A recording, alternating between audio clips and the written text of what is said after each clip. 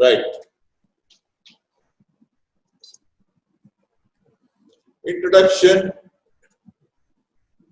it can be due to elective surgery or an emergency surgery. We may have to do a stoma. Preoperative planning at the stoma site, patient counseling is important. Intraoperative parameters like vascularity, tension on the stoma to be checked. To prevent stoma complication, technique is the key. In spite of this, stoma complications are part and parcel of the surgeon's life, and any surgeon must be well equipped to manage them, both knowledge-wise and technique-wise. Stomal complications and management, we will discuss under 3 headings. The last meeting, I have given you the brief note about how are we going to deal with, so you can just follow it. The broad divisions are immediate, early, and late. Immediate complication, early complication, and late complications.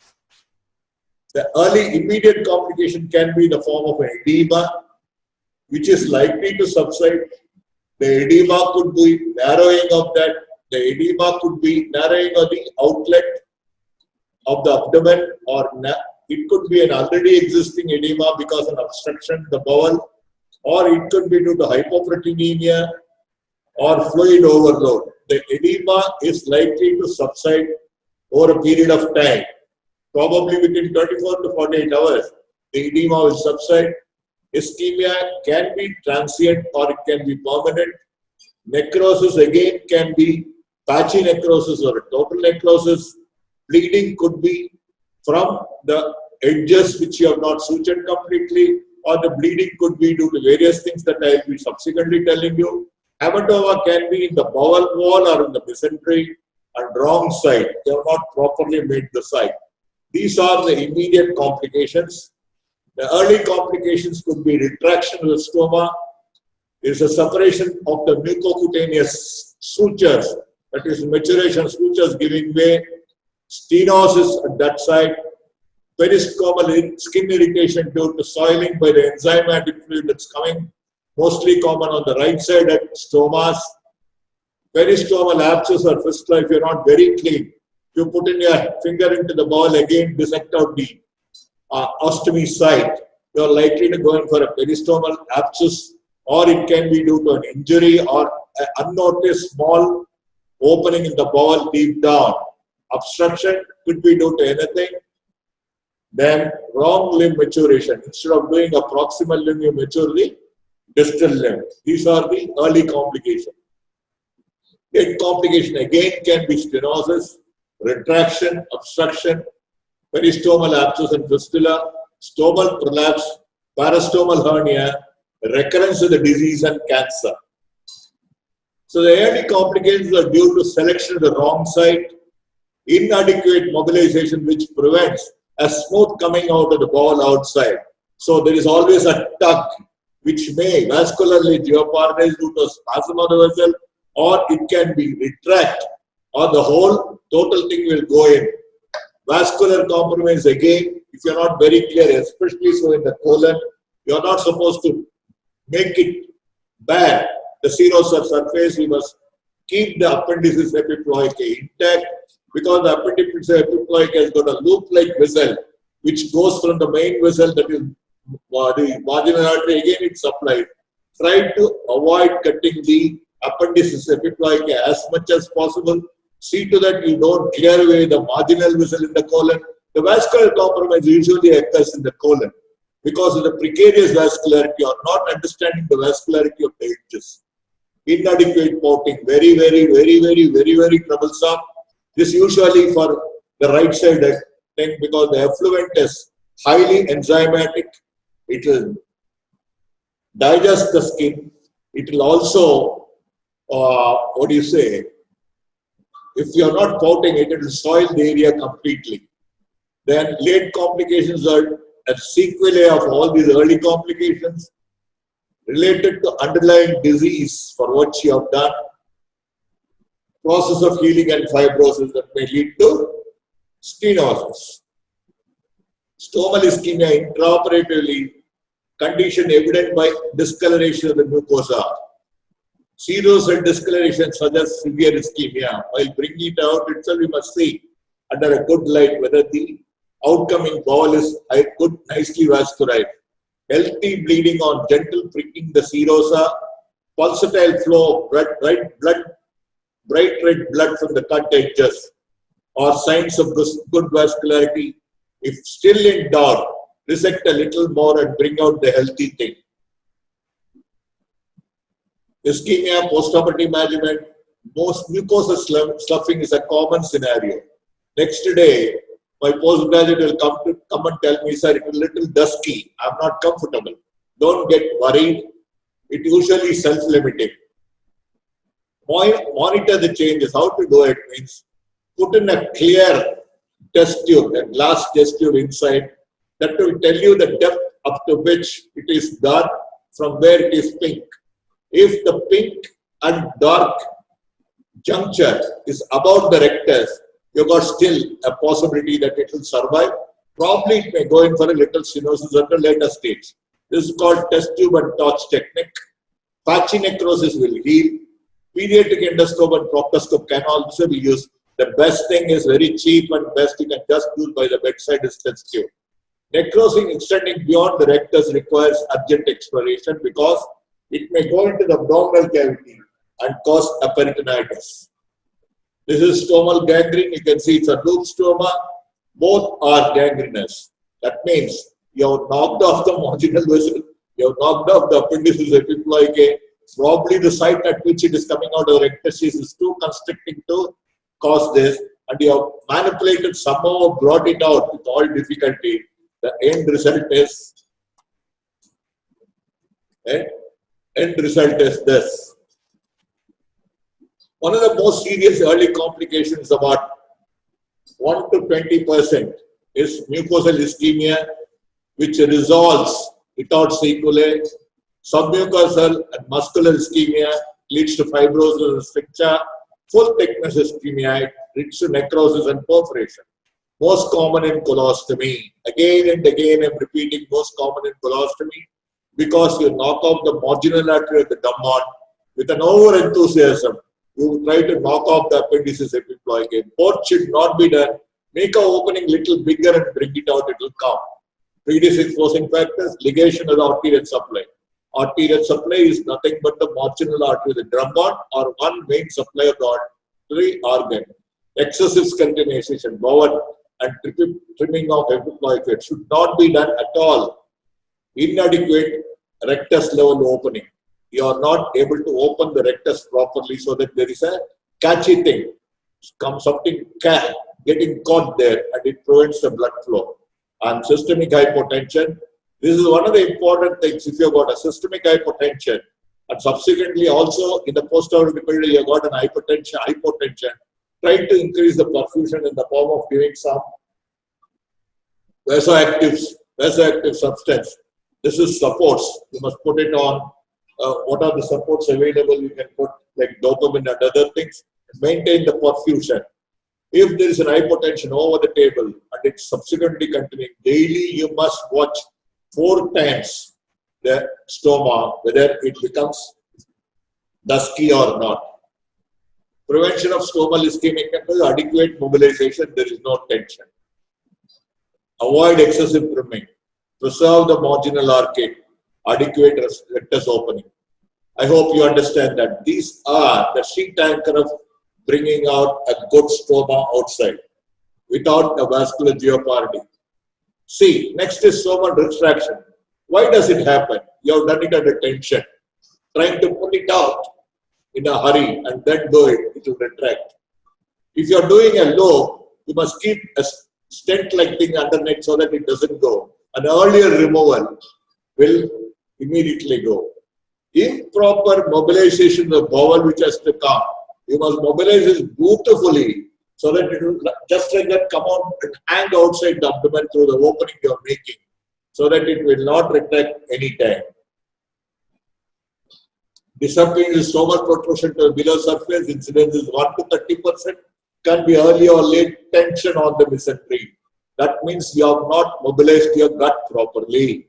Shortened mesentery due to the disease. Sometimes it is. That is why I am advising you. If at all there is a wanting to do a diversion colostomy in an obstructed rectosigmoid growth, don't do it near the sigmoid. Sometimes the sigmoid would have been shortened by the extension of the disease.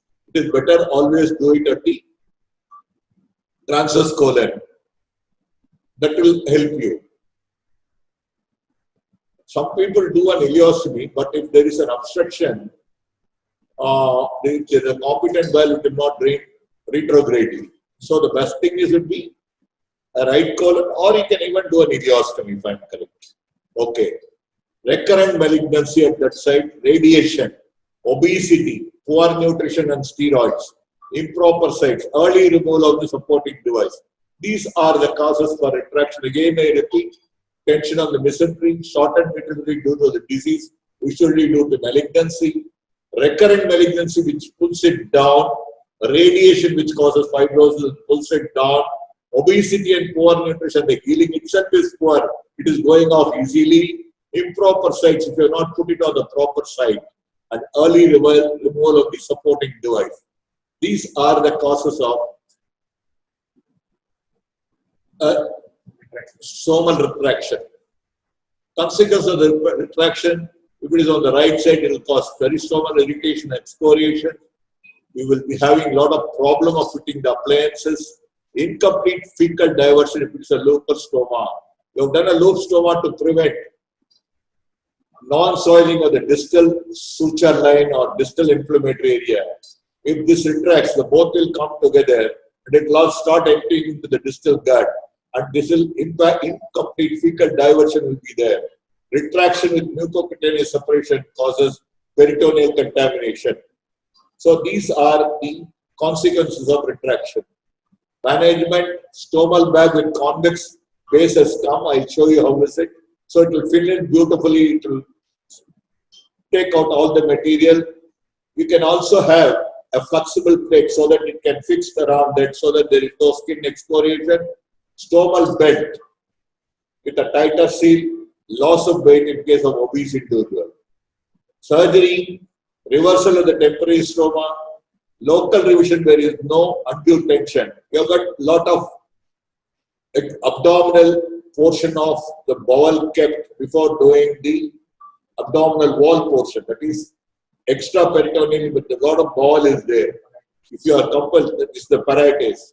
You can pull it out a little bit and then fix it. That's called local revision or revision by laparotomy. There is no other go. You have to revise by laparotomy. So these are the convex appliances and this thing.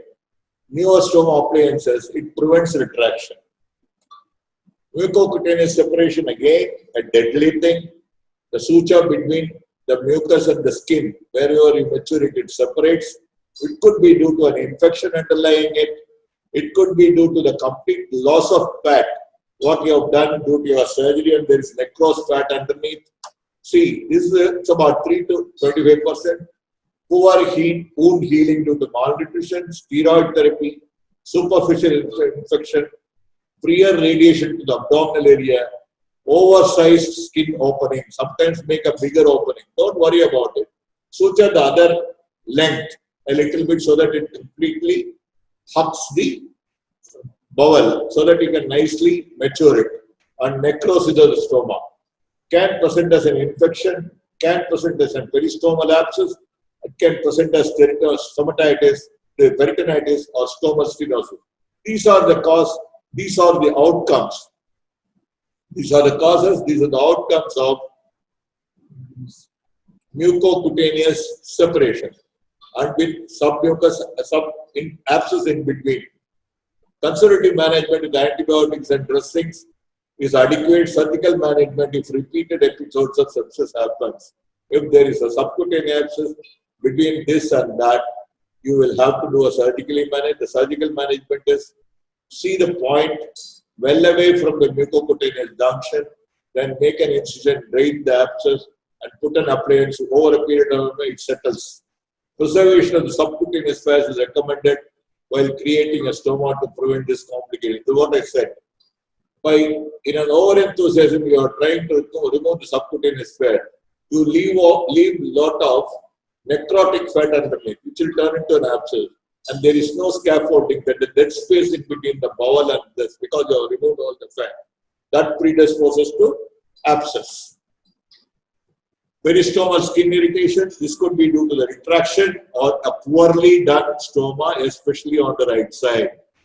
It could be due to retraction of the stoma, or it could be due to poorly done, not properly done.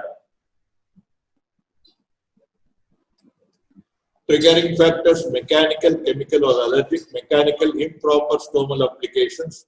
More than that, you will have to say the surgical aspect of it. You have not make a sprouting stoma, or the stoma is under tension, it got pulled down. Chemical, alkaline bile effluent, allergic contact dermatitis. Peristomal infections can be with Candida and Staphylococcus aureus. Prevention and management, selection of the proper stomal site, ensuring adequate pouting of the stoma. Yesterday I said that's called Brooks. If you are doing a loop, it is called Turnbull technique. Now it should protrude out, and you must mature it. Brooks is mainly for maturing the stoma without leaving the serous surface, whereas a loop stoma Turnbull technique is for the proximal opening to be away from the skin so that it throw away all its contents. The distal opening may be flush with the skin, so that it will be a complete defunctioning as well as it will not soil the stoma skin. Correct opening in the stomal bag. Opening should not be beyond 1 to 2 millimeter beyond the mucocutaneous junction. It should not be about 1 centimeter away, so that all the effluent will irritate the surrounding skin.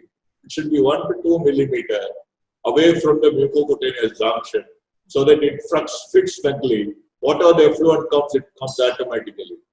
Regular change in the stoma plate. So some people will keep it for many number of days. That's not correct. Barrier pastes are there. Nowadays ready-made paste up there.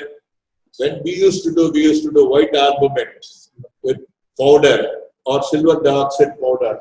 Then we will apply it.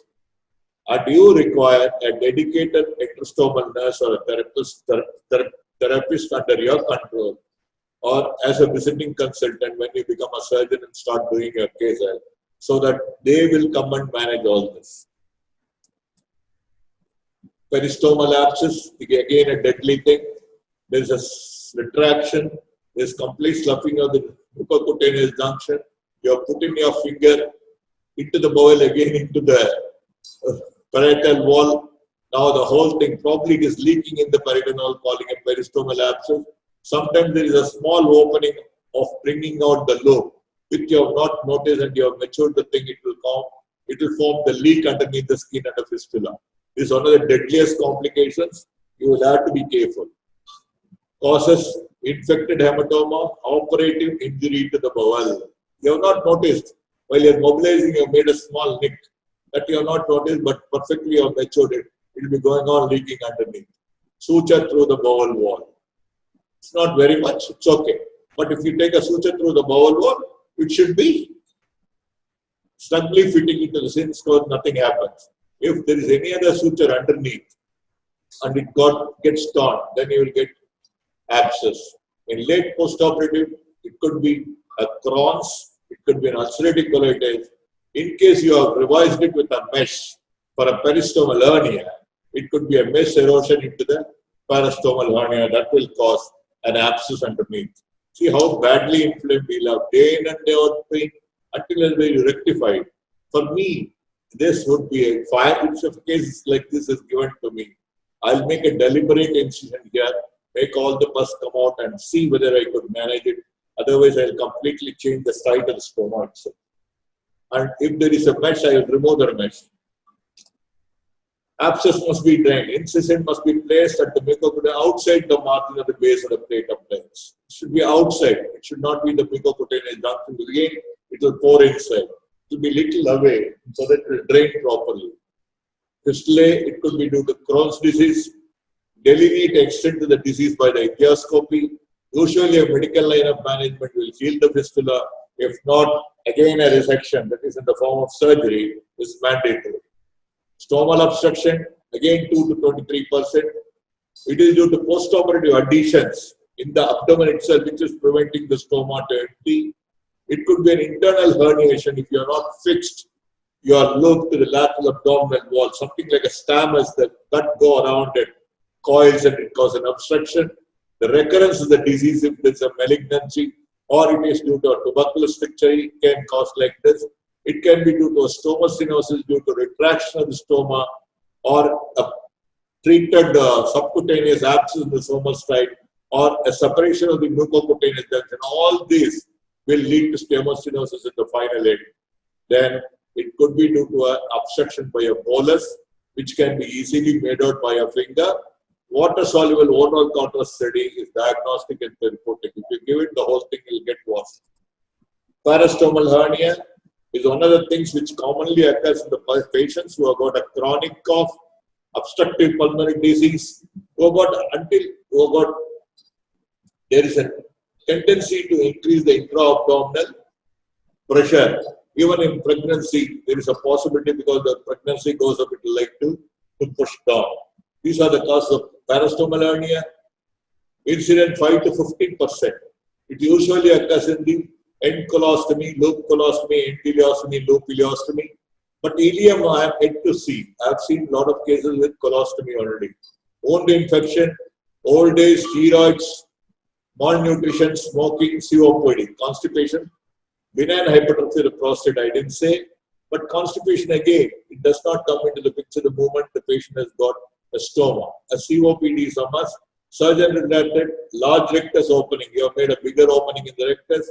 Stoma outside the rectus is much longer. Emergency surgery. In an emergency surgery, you will not be able to understand what's going on. Non-operative management, reassurance till stoma closure, lifestyle modifications, cessation of smoking, avoiding heavy work on lifting of weights, control COPD, stomal support belts, use flexible base appliances, otherwise it will erode the skin and injure the hernia. Surgical option for management, to my knowledge, if there is a parastomal hernia, relocate the stoma to a different site. Otherwise, recurrence is 100% possibility. People have now started using mesh repair, through which there are a lot of techniques. It's a laparoscopic keyhole or it is another technique through the side it will come. All has got an important complication. The stoma will erode. And stoma you are placing in an infected area. Any bowel open is an infected area. It is likely to get rejected. So the complications are more. So better you take down the ostomy, relocate it in somewhere and close the defect on your site. Either all layer in one layer mass closure. If it is not possible, leave it open for some time. Let it all the after suturing, leave the skin open so that all the infection gets controlled. Then you can put a mesh over it. Don't try to put the mesh in the same sitting. It will not take up. That's the most important. Restoration of continuing to the best possible treatment as all the other methods of recurrent phase. Technique is simple. Local peristomal incision, take down the stoma, reduction of the hernia cell, repair of the face. Unacceptable high recurrences. Never do a half-hearted surgery. Tell that I have to open you, I have to place the stoma in a different area, I have to do a repair, subsequently I have to put a mesh. Only used when the patient is high risk for laparotomy. Very difficult. Stomal relocation, stoma relocated to the opposite side have a low recurrence rate than the relocation on the same side. Underline this. Don't be lazy. You go inside and put it in a different site. They will heal. Previous stoma site may be covered with mesh. Underline this again.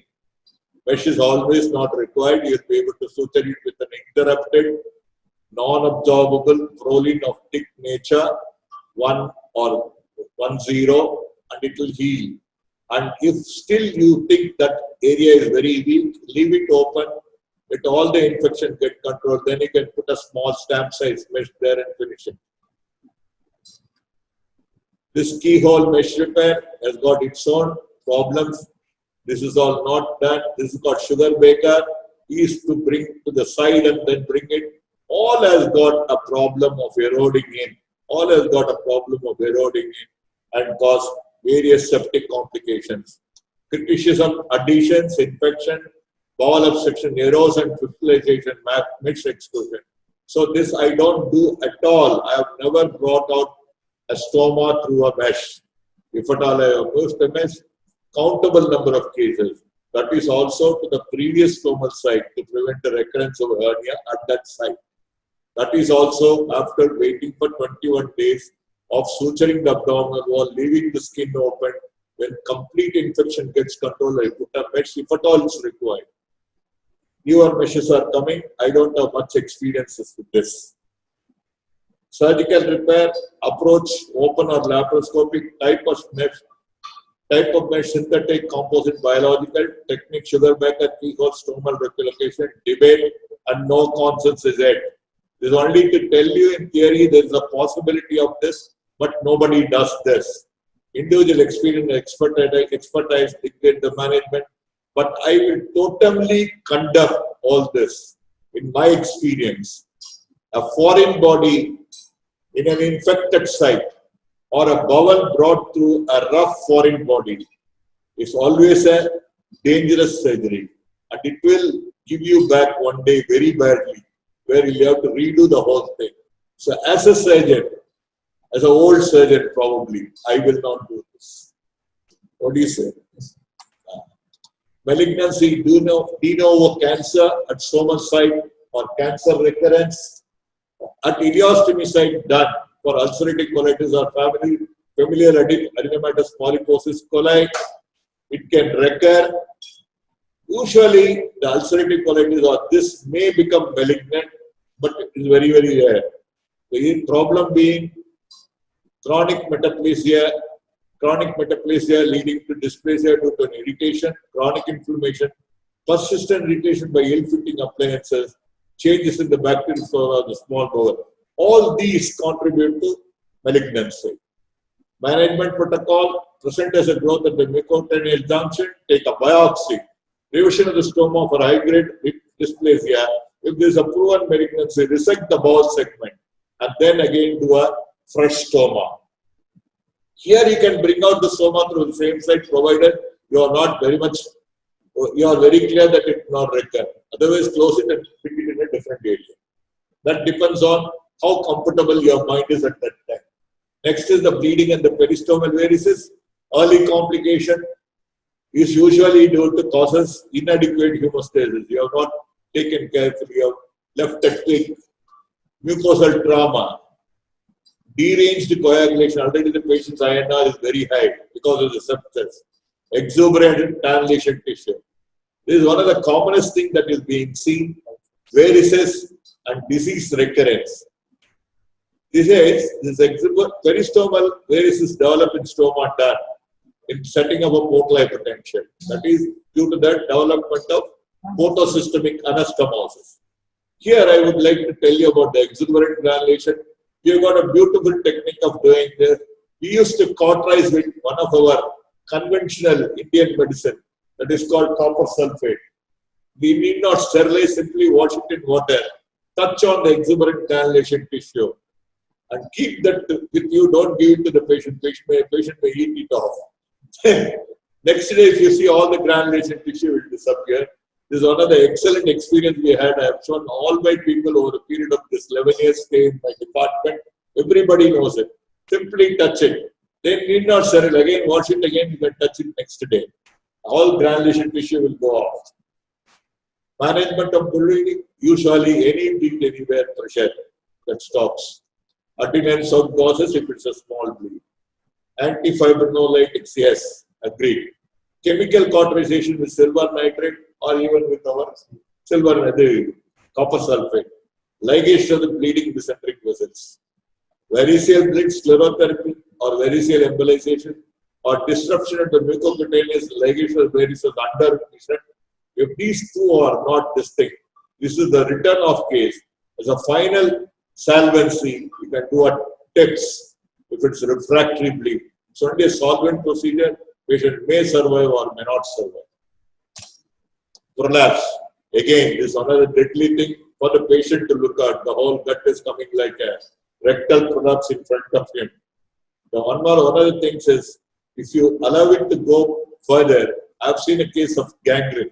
In our own unit, we have seen a case of gangrene, but we did it in the bedside surgery for that patient. That requires little guts, but that patient has become all right. Bedside surgery. Simply infiltrate all around the skin, divided the bowel, again suturing back. It went on, but that requires enormous experience and guts. Don't do it. It's only for my sake I'm telling you. Full thickness protrusion, facial defect 2 to 25%. It is actually in transverse lobe colostomy distal lobe. Lack of fixation of the bowel, lack of facial support, wrong position outside the rectus. Large outside the rectus means lateral to the rectus. You have got margin. It is preferably through the retraction of the rectal muscles you must bring it out. If you are trying to do laterally, it is only all the three fibrous tissue coming in emerging. What is that? Facial, transversalis muscle, internal, and they are thin. They become thick only at the lateral part of the rectus. It becomes a sheath. After that, the rectus muscle comes. So, preferably to do the loop always in the rectus muscle. If you are doing outside it, there is a chance of patient getting a prolapse. And also hernia. Wrong position outside the large facial opening, obesity and poor muscular tone, increased intra-abdominal pressure due to pregnancy. The pregnancy can cause this as well as a parastomal hernia. Rarely a surgical emergency, but I have seen 2-3 cases I have seen. One I have done it here, bedside, the patient become all right next day, we discharge it after a week. Can be managed conservatively by manual reduction till reversible. Reduction assisted by applying cold compress and injection ILR in days. Ostomy support binder with belt. All this can be tried, but I am telling you, your prolapse is a prolapse. One fine night, when you are all asleep, the patient will come with a gangrene on the bowel or hanging down up to the thigh. Better to do a revision surgery and be done with it. Surgical option, restoration of the intestinal community is the best treatment. If not possible, prolapse and stoma resected, revised and rematured, relocating the stomatitis or poorly sited elsewhere, relocated. The relocation comes in 4 conditions. If there is a bad abscess or a mucocutaneous separation, parastomal hernia and prolapse. These 4 conditions, out of which 2 highly indicative are the parastomal hernias and prolapse. The other 2 comparative things are these 2. Related. Stomal stenosis, constriction of the stomal lumen at the level of the skin or fascia. It's an early or late complication. It's due to the recurrence of the Crohn's or malignancy. Could be due to ischemia, mucocutaneous separation retraction, and subcutaneous abscess and then subsequent healing, scarring, radiation, inadequate skin or facial opening. All these will cause stomal stenosis. Management, there are novel methods to do it. Nothing works out. You can ask them to do self-dilatation. They can use stomal plugs. But the best thing is a stomal revision. Pull it out and give a nice stoma. As a surgeon, I am not at all for all this compromise. Patient is a headache. It's a headache for you.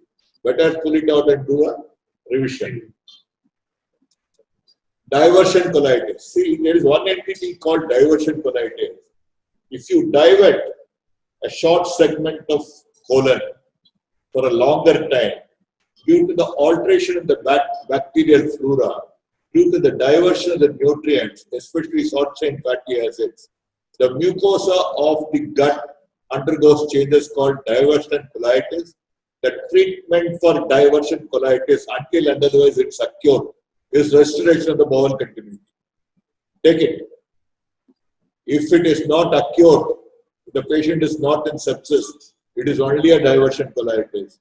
The best thing is to restoration of the continuity so that the normal nutrient go, so short chain fatty acids gets derived, the colon becomes all right. Otherwise, conservatively you can do a sucral fit enema or ASA derivatives or steroid enemas till restoration. This can only be a temporary thing. It gives you a breathing time. Then restoration of continuity is the surest thing. Usually large intestine, short chain fatty acids are diverted, gut flora alteration, usually asymptomatic, but patient may come with rectal bleed, abdominal pain, sometimes very severe pain and fever and so on. At that time only you must put all this. The earliest you must restore the continuity. This can be a short note for us. Many of you may not know about this diversion colitis. You will have to do a colonoscopy before maturing, before giving a continuous, because restoring the continuity. Otherwise, you will not be able to understand what is diversion colitis. It's another good thing, nothing very much to worry. Functional complication, if it's a proximal stoma, it is a high output stoma. It throws more than 1,500 to 2,000 ml. And most electrolyte and fluid imbalance are occur in the first few days. What all you will do? You prevent the motility of the drug, anti-motility, anti-motility drugs. Avoid hypotonic or hypertonic. Only isosmotic, isotonic fluids must be given. Restrict oral fluids. Put the patient on IV fluids and total parenteral nutrition. Till then, you can do something about it. Then octride. Octride for what it is worth? An octride along with TPN. So very high risk for a gallstone disease. So you must also weigh that complication. Partial or incomplete diversion. 15% of the loop colors divert feces incompletely from the third postoperative month. This is due to retraction of the limb. How is that? That. See, sometimes the diversion, if you do it, you can't complete, it can become an incomplete diversion. Correct? Correct, sir. Right, after this study, this is over. Yes. 15% of the loop colostomies divert feces incompletely from the third postoperative month because it retracts.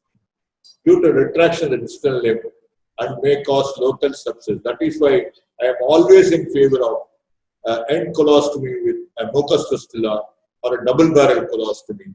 I never do for a diversion a loop colostomy. This was the Viva question for me by one great Dr. Rangaya from Osmania Medical College, who was an FRCS of those days.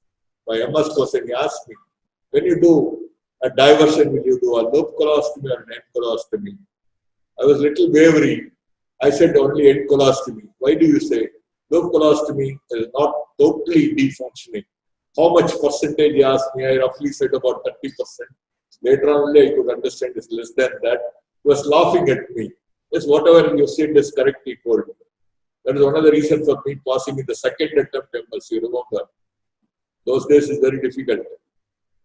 Measures to prevent incomplete diversion, plugging at the distal limb. This is all useless. Again, the fluid will get absorbed, it will go down.